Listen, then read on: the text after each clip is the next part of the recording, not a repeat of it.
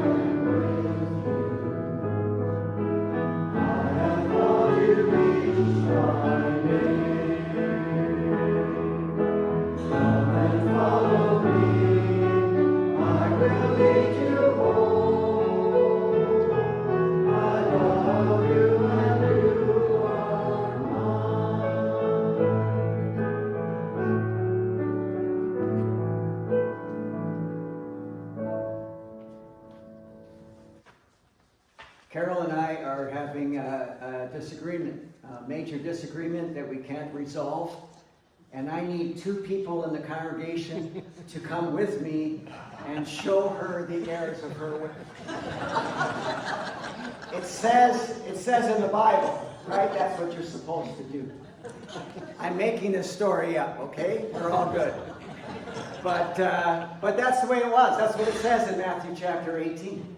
Okay, if there's a disagreement amongst you, you should go to that person privately, and if you can't resolve it, take 2 other people and then resolve it. And then, if it can't be resolved, you excommunicate that person. We spent many hours at seminary studying Matthew chapter 18. And just in case you come up with a problem like this, and this is how you are to resolve it and eventually excommunicate people.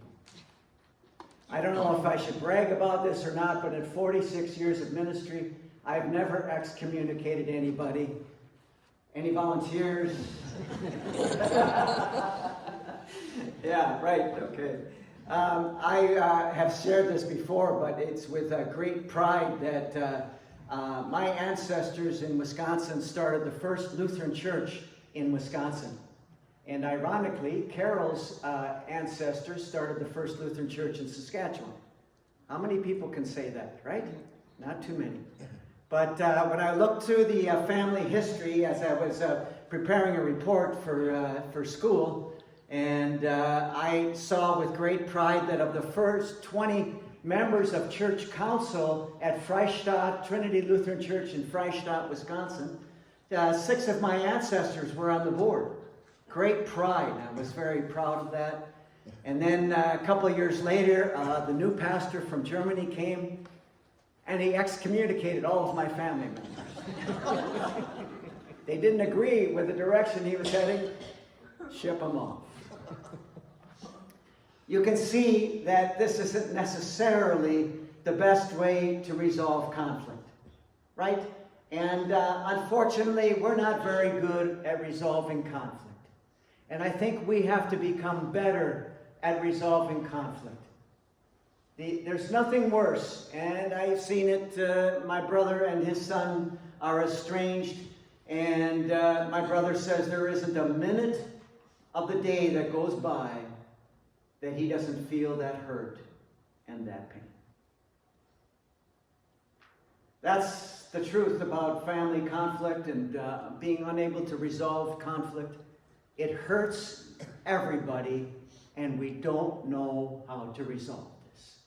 I've talked about this before, but it's kind of a review. There's resolution conflict cards in the back that we have come up with that will help people along the way.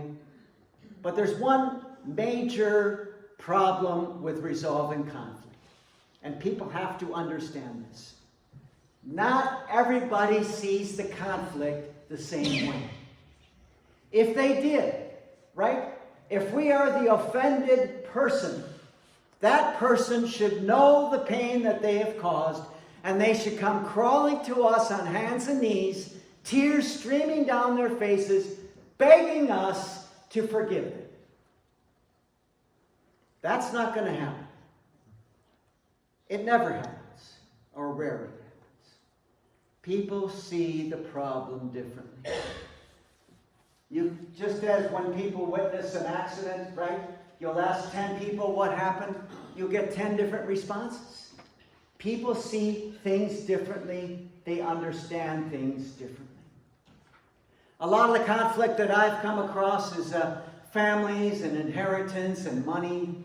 And usually the offended person is the one who got zero or very little, and the other person got almost everything.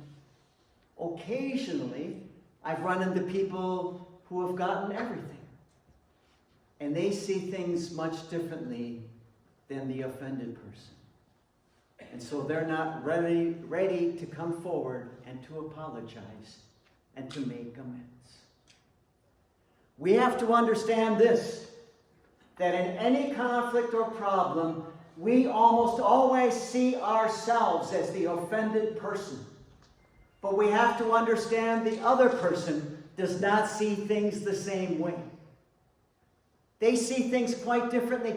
They might believe that they are the offended person and are waiting for you to be contrite and to come to them and to ask them for forgiveness. We are called as Christians to use all of our Christian faith to resolve the conflicts that we find ourselves in. And this is understanding, compassion, love, and forgiveness. This is what we are called to. And we need to ask God to give us the courage to resolve the problems that are in our families and in our communities and in our extended country. And there's lots. The political issues that we're facing in Canada, right? Everybody sees things differently. And they believe that they are right. We have to step back and understand everybody sees things differently. Maybe you're right and I'm right, but we have to find a middle ground. Those cards that I wrote up a couple of months ago, they're very powerful.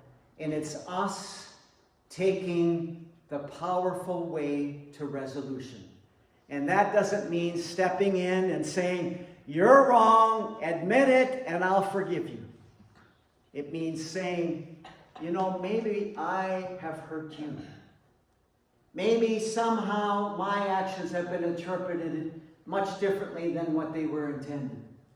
And if I have hurt you, if I have caused pain in your life, I am sorry. Please forgive me. Let's move forward. This is it. This is the power in our lives. And if everybody understood conflict this way, right? And asked God for the courage and the strength to be that strong person.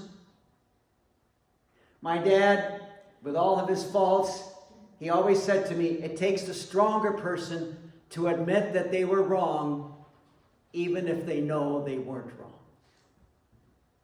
And that's what we're asking to do. To admit that maybe we played a role in this conflict. And I can also play a role in the resolution. Let's close our eyes. Dear God, give us the strength, give us the courage to resolve the conflicts that we are in. In Jesus' name, amen.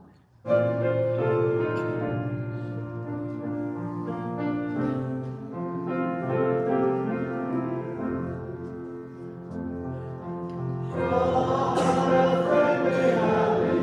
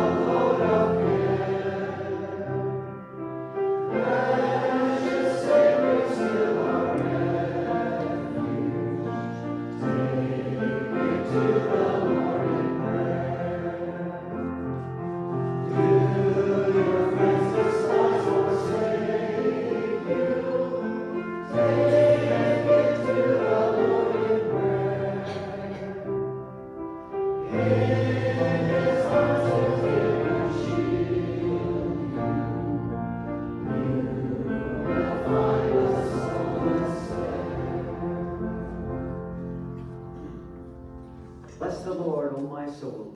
Let us extend our hands to one another.